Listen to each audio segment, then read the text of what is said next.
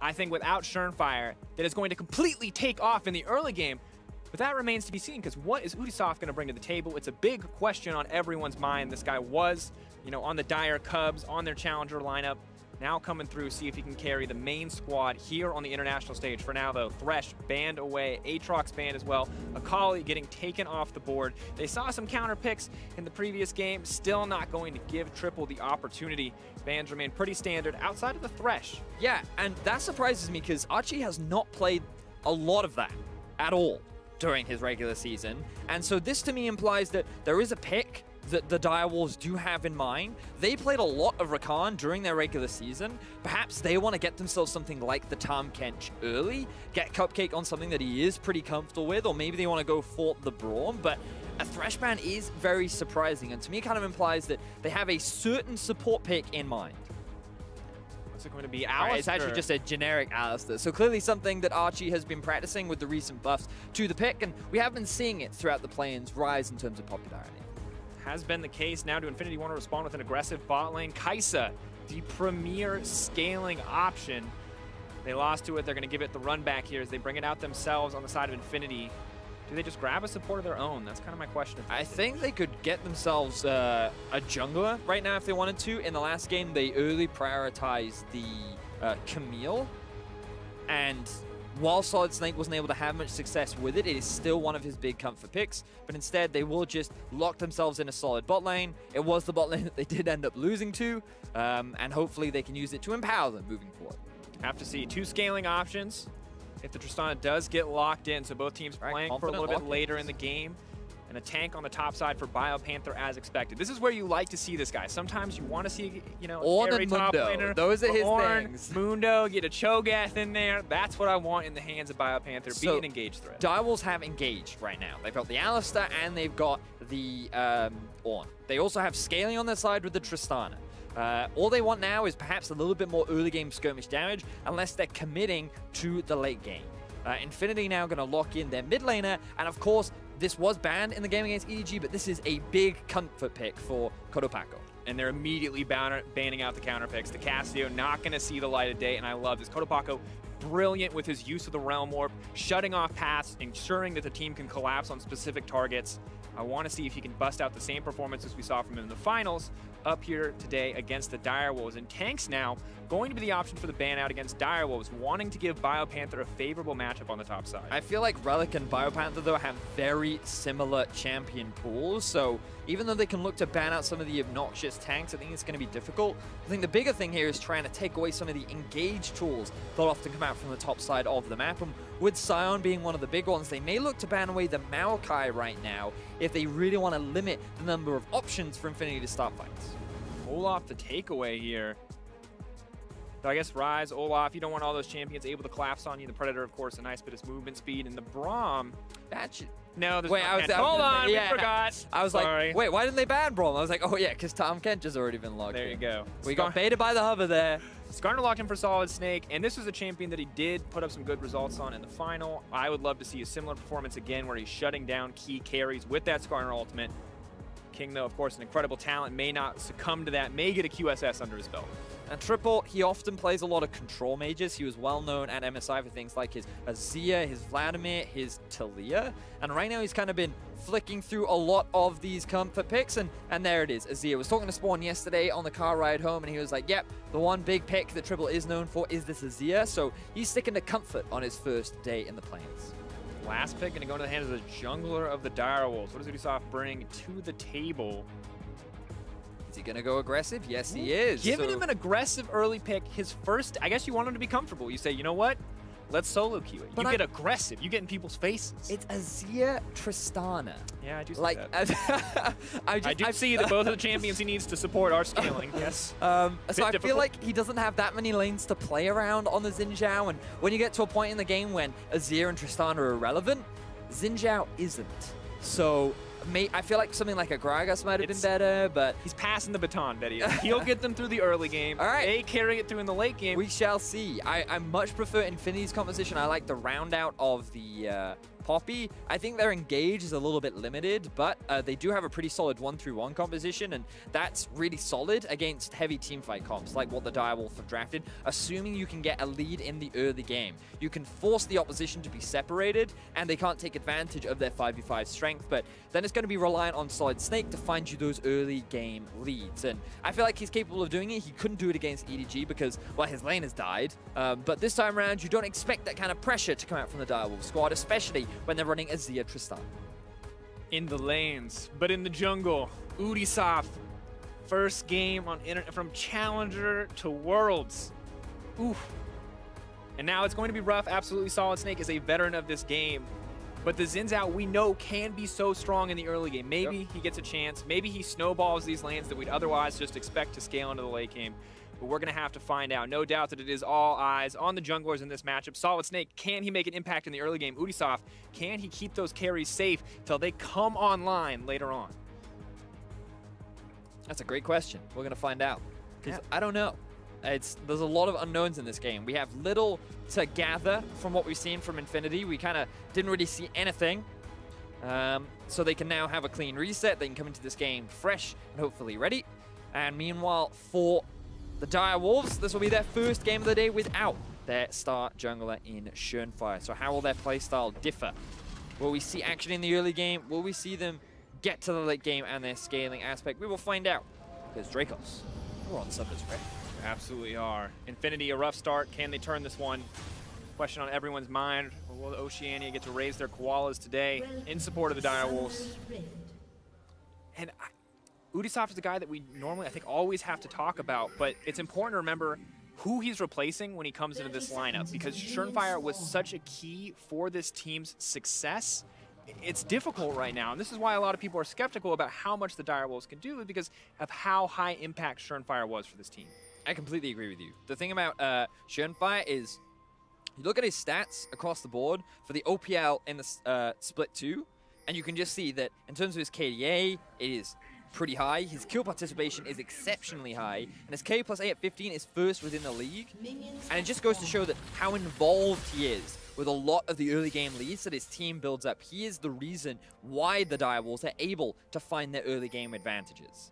So with him now gone, does Ubisoft try to fulfill that same role? Does he try to be the heavy ganking style, the player that gets his leads in the early game, or does he play his own? And that's the question. But Triple, I think, is the guy then that you have your eyes on to step up. King and Triple have been excellent carry threats, but with Triple on this scaling threat and his, pretty successful performance the last time we saw him on the MSI stage, I think we want to see more from him this time around. Of course, the stats, not the greatest, but when you think about how far down Direwolves were in the standings overall, it's pretty impressive that he was able to put up these numbers. But I also think it's important to remember that this is the MSI, all of MSI mid laner ranking. So if you consider the big six that were in the MSI group stages, he's not far outside of them in terms of damage output and contribution.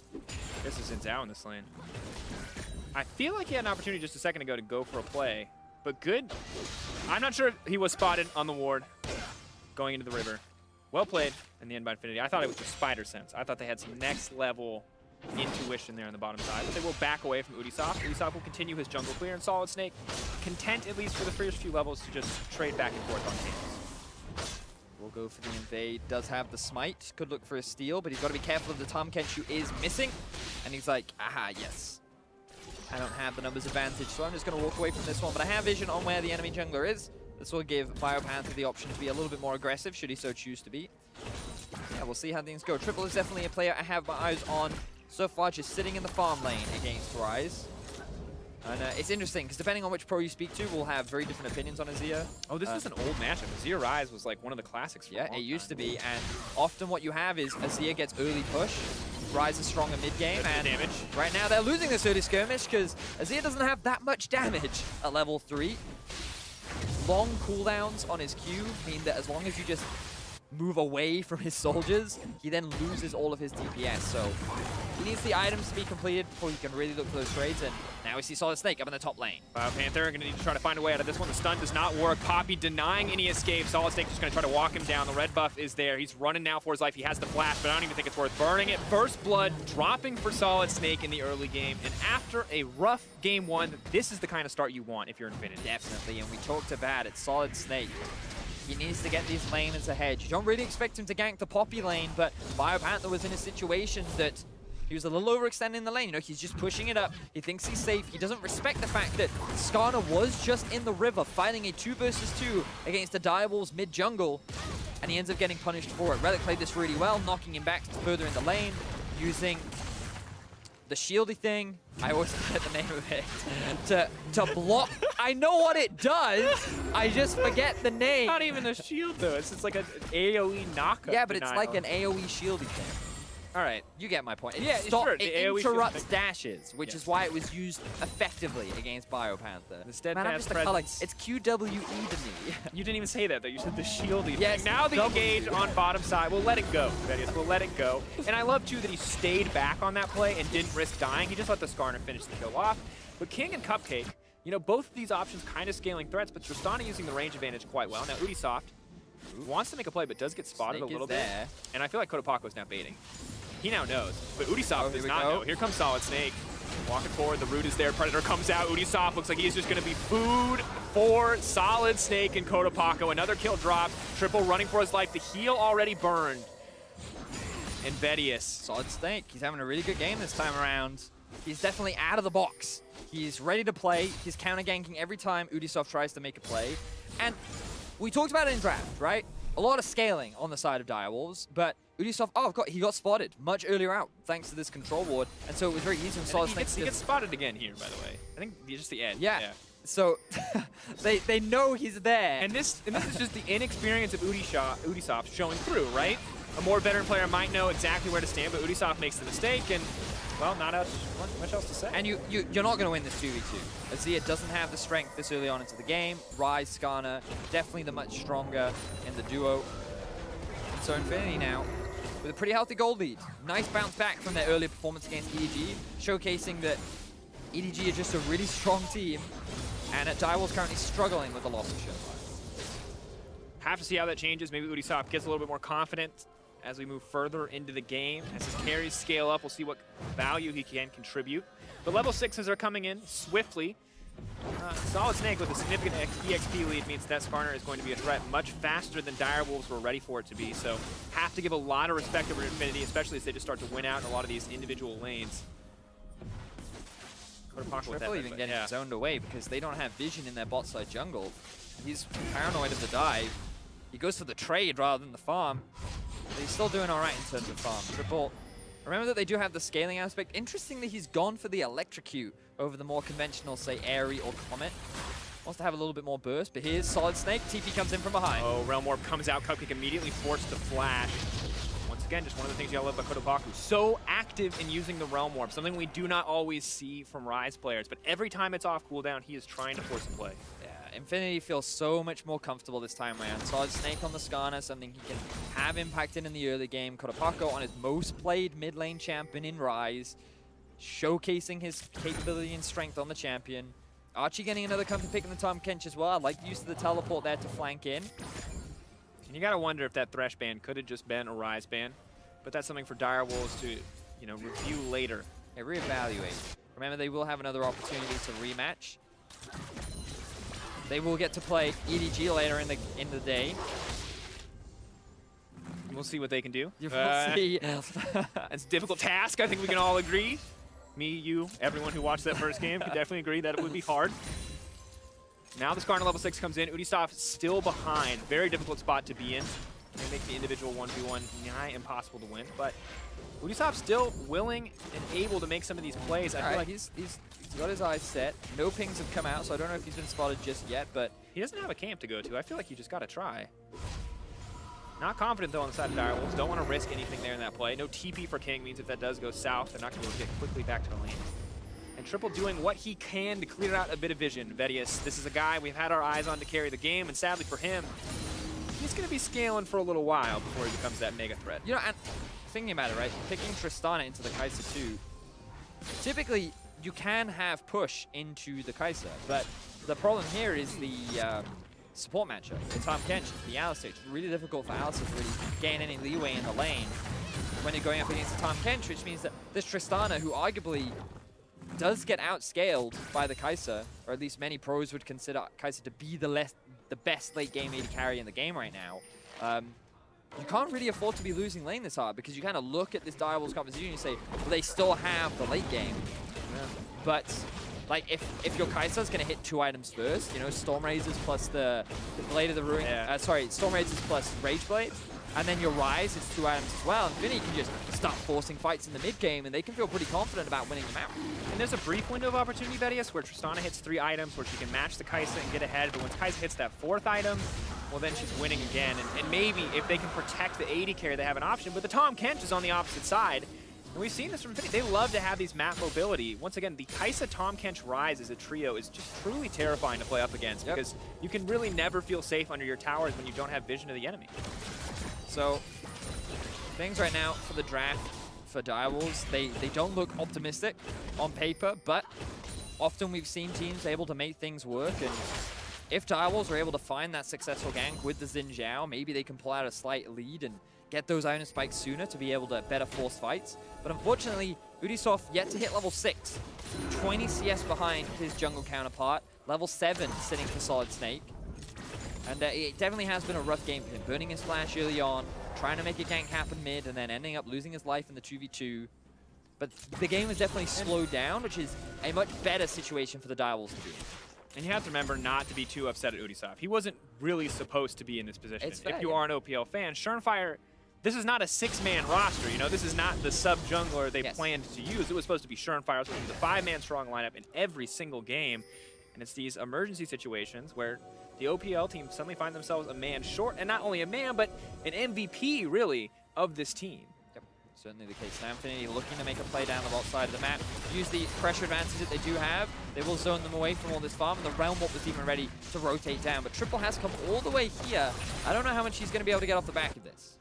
Cupcake's Alistair, something you always have to watch as well. The engage potential there, definitely something to consider. Ubisoft finally level 6.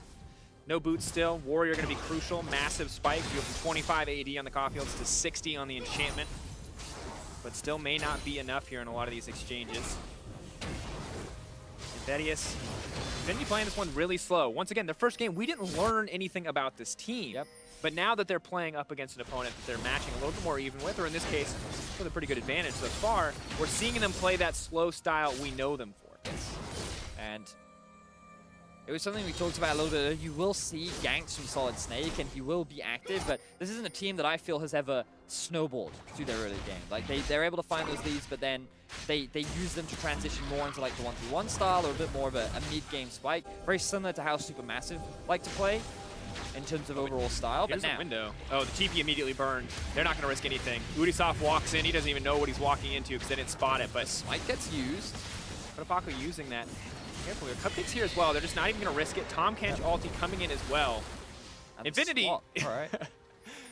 doing everything to contest that. The second they see anyone coming near that Rift Herald, they burn a ton of resources just to ensure that it goes down in their favor, to stop the fight before it even starts. Yeah, I like the swap a lot from Infinity. The Drake had already been secured, and they're winning the 2 versus 2, so now just bring it up towards the top side of the map, help you secure the Rift Herald as well. All the early game objectives going in favor of Infinity. The gold leads continues to just build ever so slowly. And direwolves, while they did read the play and they tried to match, unfortunately they were just a little slower than that of Infinity. So now 2,000 gold leads sitting in Infinity's pocket.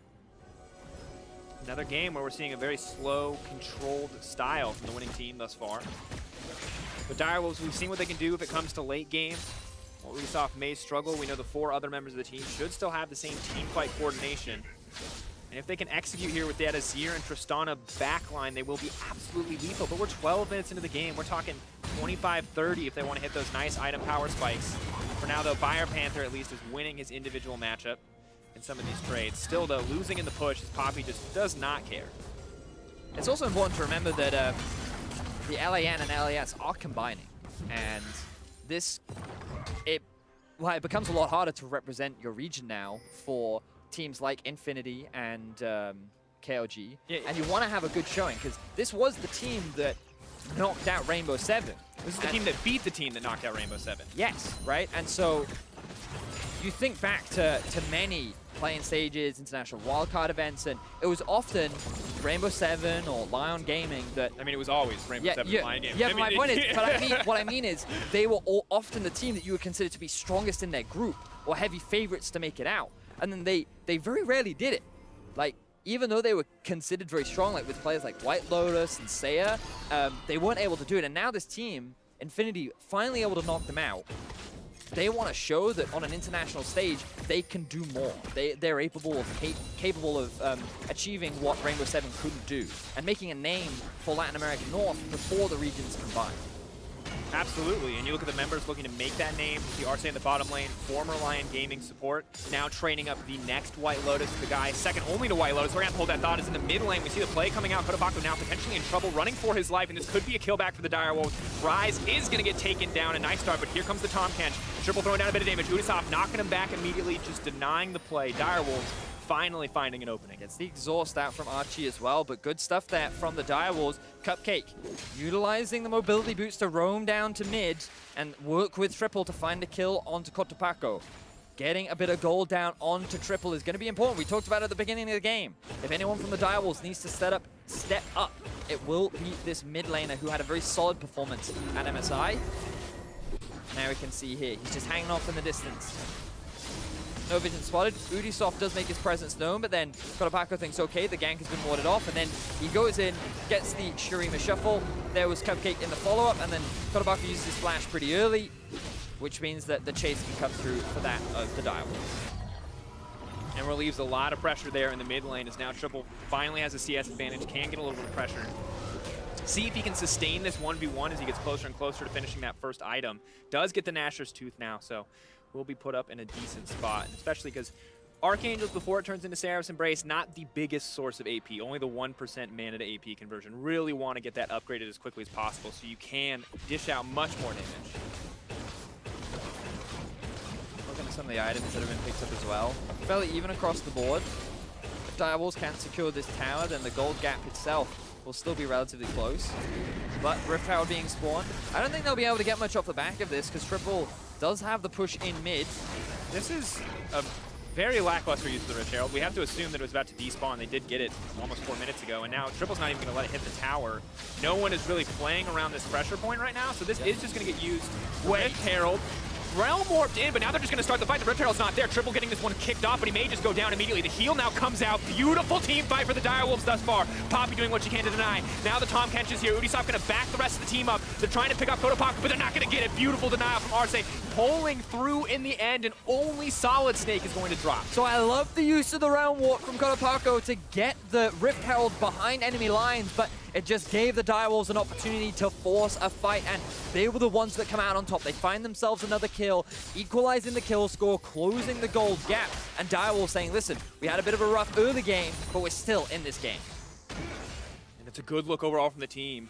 Triple playing the team fight beautifully. In our Acer replay, you can see how this man is setting the team up for success. So you can see everyone starting to rotate round. The Tom Kench ulti is going to come through as well. And the Realm Warp, yes, it takes him from behind, but then Triple goes in onto Solid Snake. He just gets blown up in an instant. Relic isn't there fast enough. The Tom Kench isn't there fast enough either. And then Biopanther comes in with the ulti, but they can't quite get the follow-up because the rest of Direwolves are focusing on the Rise. It means that no additional kills go down, and Direwolves are able to keep their mid tower alive, but it is very low and just prime for the taking. And you got to give a little bit of credit to Relic on the side of Infinity. A very clean Poppy ult, denying both the Xin and the Tristana from leaping into his backline. That could have been a disaster for the Infinity lineup. But they stopped the bleeding immediately in that fight, only losing a single member. And now they've got their sights set on their second dragon of the game. Mountain and an Ocean to back them up as they push forward. Will help if they want to go for the split push style at this stage of the game. Still, though, giving up a lot in that exchange. And Kaisa, interestingly enough, going for... or a little bit behind now on the Rage Blade, as the second item is going to be coming in a little bit faster for King after that play. Game is now very close between the two teams. Interesting way in which it's developed, because Infinity, they utilize the early pressure pretty well, but then a couple of good plays coming out from Direwolves have kind of brought them back. Cupcake making his roam towards mid, the punish on the Rift Herald as well. It just goes to show that Direwolves still willing to force fights, even though they don't have the same kind of early game leads that they often get with Schönfire. They still have that playmaking potential, and Triple still looking really good on his big comfort pick. I mean, 100% kill participation. He's been a part of it all, but King now. So there's that Kaisa we were talking about. That's a lot of damage. Yeah. King maybe not feeling quite as comfortable to go for the 1-for-1 trades. And of course, Cupcake not being there. That's bad news. It's only going to get tougher for King as the fights progress. The advantage that Tristana does have over the Kai'Sa is the range difference between the two. And if Renyu can't really get onto the backline, then it becomes much harder to utilize the strengths of the Kai'Sa in terms of her mobility and huge burst damage. So if it's just straight front to back, just because of the range advantage, it's that much easier for King to stay at a safe distance and hopefully melt through those tanks faster than Renyu can. But obviously in terms of damage output, Renyu's going to have that advantage. So skirmish kicks off the mid. Taking a lot of damage here, but Solid Snake is on the way, and Ubisoft is here as well, but that Xin is still quite far behind. Cupcake going to hold back in the duration of his ulti. Archie still might go down here. Azir wants it. Is he going to get it? One more auto means Triple takes down the support on the side of Infinity. And fights just keep happening in the mid lane. Infinity, remember, their comp really excels at this point in the game when they're kind of splitting the map apart, and Direwolves have so many engage options. They have so much AoE. When they're grouped as a 5, that's when this composition thrives the most. And Infinity, 3 times in a row now, have given away advantages in this middle lane. They need to show more respect. They need to give that space over towards the Direwolves. Otherwise, they're going to keep looking for these fights and keep finding these small advantages. The good news for Infinity is they do get a tower back, which puts the gold slightly in their favor. Vedia's alongside the 2 Drakes they have earlier, but once again, a lot of expectation on Triple's shoulders, and I think we have to continue to praise him because he has not hesitated to really make these plays happen. Of course, Cupcake as well alongside King. Really the 3 core members stepping up as Biopanther kind of remains on an island. Yeah, I agree. Sorry, I just noticed the Phantom Dancer being picked up for Kings. Perhaps he wants a little bit more survivability against Renyu. Not conventional. Usually we see things like the Rapid Fire Cannon or in some cases the Static Shiv. And the Rapid Fire Cannon, you know, a pretty terrifying item generally, yeah, because on 3 items you get an 800 damage a crit on a mage, and they just don't really get to play the game. And there's that range advantage we were talking about, right? Like, it can be difficult for Renyu to close the gap. But I think that's what we like, right? In the sense that Renyu can outduel if he gets in range, and now it's that much harder for him to get in range because the Phantom Dancer gives that extra movement speed, gives that damage reduction, and so it's not a rapid fire auto, which is very strong, but it does mean the King is a little bit more comfortable in a lot of these duels. Especially, I will say, like, I can somewhat understand. It's odd. I agree. I'm not convinced either. I'm just trying to find an argument as to why he would build it. I agree, and I think it is just that extra bit of survivability and maybe a bit more dueling power, but right now he does have priority in mid. Want to quickly look at the vision across the map as the game's a little slow. You can see that Direwolves do have control over the river, and Infinity are forced to kind of have more of a defensive vision line just around the Baron area. And this largely comes off the back of Direwolves' control in the middle lane, and having control around the Baron is really important for their comp, because remember, they want to 5v5. One of the easiest ways to force that is start the Baron, and you get the enemy team to group up, TP in, and then you can look to force your fight. But for now, King is focused on sieging. The Azir-Tristana siege duo is incredibly oppressive. Hex Flash, is it going to go in? Cupcake not going to commit. So they see the Predator used, they're happy to just take the cooldown alongside the TP. But another wave, they might just be able to siege it. They have a significant range advantage. Relic, however, says, all right, we'll take the 1-for-1 trade. We'll push in on the bottom side of the map. And now if Direwolves don't get this tower, they're going to feel pretty stupid. This is the difference in the comps, though, right? Infinity want to try and play on a side lane. Right now, they're just trying to wave clear. But here's the engagement Direwolves. The flash out from Kotopaku. They're just going to give up the tower immediately. Azir sets up one of his own, just stopping any counterplay here from the side of Infinity. But it's a 1-for-1 trade in terms of towers in the end. And still Infinity with a gold lead. Yeah, well, I mean, the thing is, Direwolves lose so much farm in the bot lane. You're going to lose like 2, maybe even 3 waves to the tower.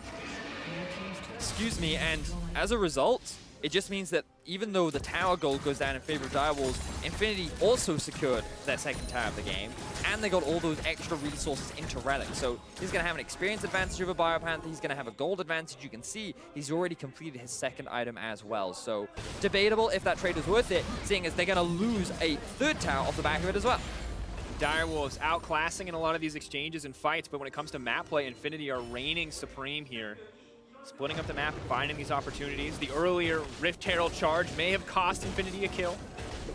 It may eventually cost the mid lane tower, but they do get one back, as the Herald did reduce that tower. Oh. No! Guys, don't say anything, okay? He didn't take. He wasn't even trying to take it. He was trying to lifesteal off of... It was inefficient to grab it early because he needs to base. That's it. He wanted to give it to Ubisoft. He's being a nice guy. Please don't give it to Ubisoft. I don't, you know what? He's a nice guy, but look, I want it on my Tristana. You gotta respect Ubisoft because he comes in, you know, in change of the MVP, say it again. he picks Xin Zhao. Yes. Hugely aggressive solo queue pick. And even when he's behind, he goes, guys, give me the Trinity Force. I will no kill Sterex someone. Gauge. Ooh, flash from Biopanther. Realm Warp use once again. Well played to get the flash out of Biopanther. All right, what can Direwolves force here? They have priority around the Drake. They're actually going to start this one off, and Biopanther will come in from behind, so he has the ulti primed and ready. But can Direwolves capitalize on the fight? Or Cupcake's waiting on the side. Cupcake's waiting on the side. He's looking for that engage opportunity. Solid Snake, though, moving up. If they can kill the Skarner before he gets a chance to ult, flashing back into the middle of the team. Now the Ornn ulti coming through is going to hit 2 members, but Kotopako's untouched on the side. Ryu's alive as well, but Triple's not going to give him easy access. 2 members taken out immediately by the Direwolves. A beautifully played fight, and now they're just going to have to back off. Too many threats on the side of Direwolves to fight any longer, and Drake will fall on their team. And once again, the Direwolves come out with a successful 5v5 fight.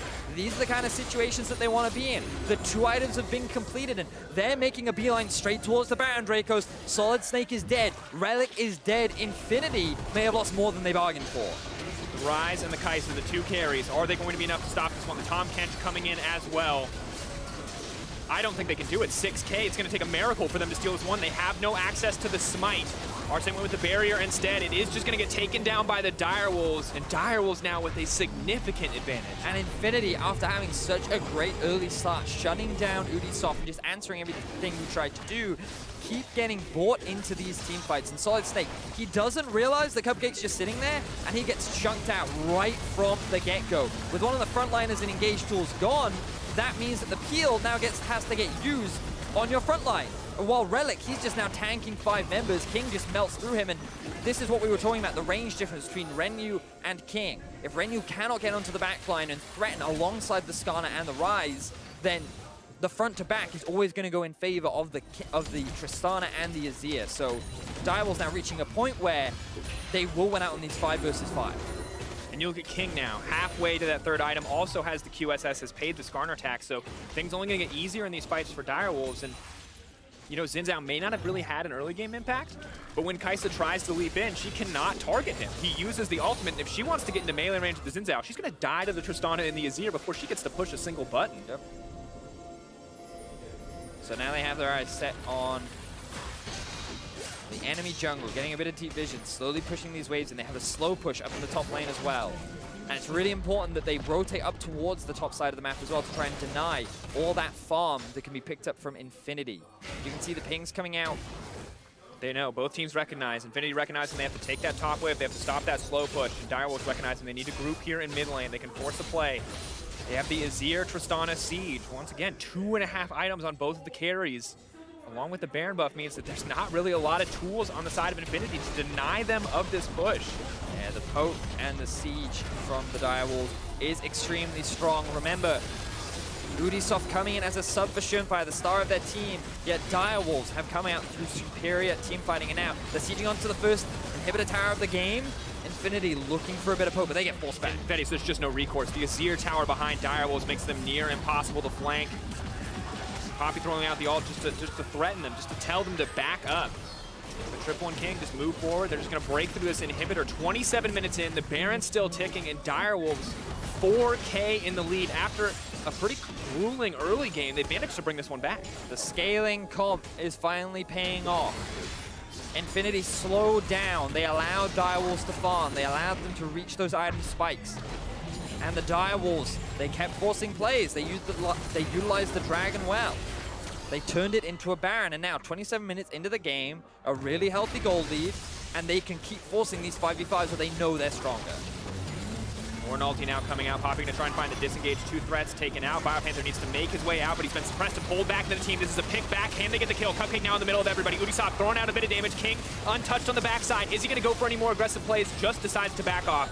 Low health bars across the board, but Direwolves will break the tower in the end, giving up only their top lane. So it was a good knockback from Relic into a pick from Solid Snake. The setup looked promising for Infinity, but unfortunately, the moment Triple rejoined the fight, there was just way too much damage from the side of Direwolves, along with a big minion wave that was just beating onto that tower. It meant that Infinity get themselves a kill, they lose an objective, and they still end up in a deficit.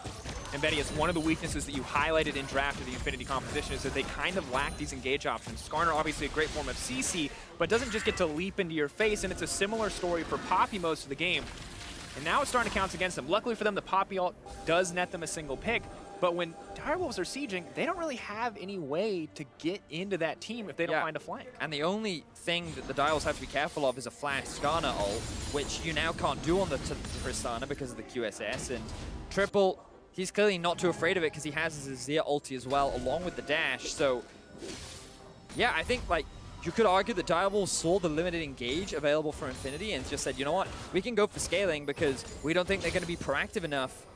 And so far it's paying off for the Direwolves. So Infinity, after what was a rough game against EDG where they got demolished, they turned it into a pretty good early advantage against the Direwolves, but they slowed down a little too much. It allowed the scaling comp to turn on, and now Direwolves, they have the mid inhibitor. They will likely just either look for picks or look for deep vision and wait for the next Baron, rather, because I don't think they need to force anything right now. The longer this game goes on, the stronger their comp is going to get. So the worst thing they can do is overcommit and give Infinity the opportunity to find some shutdown gold or find a sneaky team fight. 4 members, now 5 going to be on from Direwolves on the top side. They're allowing Rise to split push, but his TP is now being used to come to bend this top lane tier 2. Poppy ult comes out. This could be the key to get it started. The tank is gone. They're going to flash forward. They're going to bring the Xin Zhao back, and everybody. Kartapaka trying to stop any further engagement going on, but the Xin Zhao ult denies the follow-up. Infinity find an engage, but not a kill. Udisoft, the new young member of the team, will not be picked off in that exchange. And Infinity tried the same engage once again, but the Xin Zhao ulti coming in clutch knocks away the Infinity members, doesn't take any additional damage, and gets away with his life. And now Solid Snake doesn't even have his flash available. So Infinity doing what they can, but unfortunately not enough as Direwolves secure themselves another tower. Poppy now chasing, maybe hoping to get the play here, but King available as well if they want to try to force it. And that is 5k gold lead. Outer towers breaking left and right, and an inhibitor down in the mid lane means this next Baron is going to be nigh impossible for Infinity to contest unless they can get some control right now. Now King potentially caught out, will use the rocket jump. Biopanther's here as well. They're not going to be able to force this one, but Predator coming out. Desperation times for Infinity. Are just going to settle for Baron Vision instead. That's all they're after. Oh, giving the blue buff over to King rather than the Azir, I guess, because he is on the bot side of the map. They could also try and steal the enemy blue, but you can see the difference in the gold graph. There was that early lead they were talking about for Infinity, and over time, with some small picks and plays, Direwolves have gradually worked their way back in. And I know many OPL fans are pretty happy right now, because yeah, you thought that Surenfire being gone was a death sentence. Yes. I think we all did when we saw how much of this team's success was built on this guy's early game playmaking, precisely, his mid to late game shot calling. But now you see, if they can keep playing these scaling comps without getting punished in the early game, they look like a strong 5-man team. They can't do this against EDG, but that is a battle for another day. Hey, I said if, yeah. Okay, give them a chance. But it's worked out great so far this game. You can't fault them for it. I was a little skeptical. Xin Zhao with the comp. Definitely not one that I would say kind of synergizes well, but so far they're making it work. And right now the Baron has spawned. In order to set up for the Baron, textbook plays, you gain mid control. And that's why Infinity are the first ones there to try and get the early push so they can get the vision in the river and buy time for their inhibitor to respawn. But Direwolves being stronger forced them out and will now reclaim vision control throughout the Baron. We're just looking for that miracle engage. Maybe it's a flank from the Realm Warp on the Rise. Maybe it's a beautiful ulti from the Poppy, but unless they find it, Infinity are not going to be able to find a fight. In a straight up 5v5, they simply get out-damaged and out-ranged. Look at Triple as well. He was hanging off in the flank, level 17 now. 3 items done, and he will set up this tower. And this is a very easy way to get mid lane control. Also have to remember, if you're Triple, heed Vedius' advice. Just play it slow, because we've seen many games back in Azir meta be decided by the Azir that's a little too eager to try and engage, that tries the sick Azir sec, the Shurima shuffle, and ends up dying as a major damage threat. Isn't going to happen this time. Triple's Look at how quickly this dies now with Azir plus Tristana. Bot and top are pushing in favor of Direwolves. Now is around the time where they want to try and force this play. Focusing on the mid lane, Renyu cannot get close to Tristana right now. 3.5 items alongside the QSS. Good spot to be. Renyu significantly behind in this matchup. And now they're just going to focus down the Baron. Triple and Udisoft is going to go for the two-man here. What's the opportunity here for Solid Snake? Can he find a way in? 5K and dropping.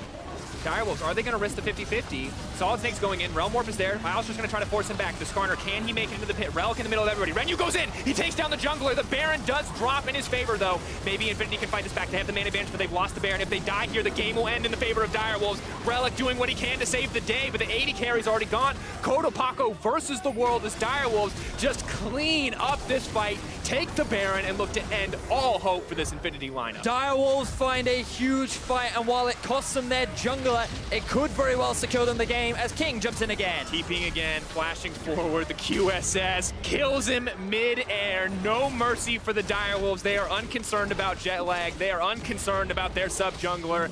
They are making it work here on the play-in stage, picking up their first win of the tournament, putting Infinity down to 0-2. If you are an OPL fan, this is exactly the game one you wanted to see because Direwolves are absolutely cleaning house.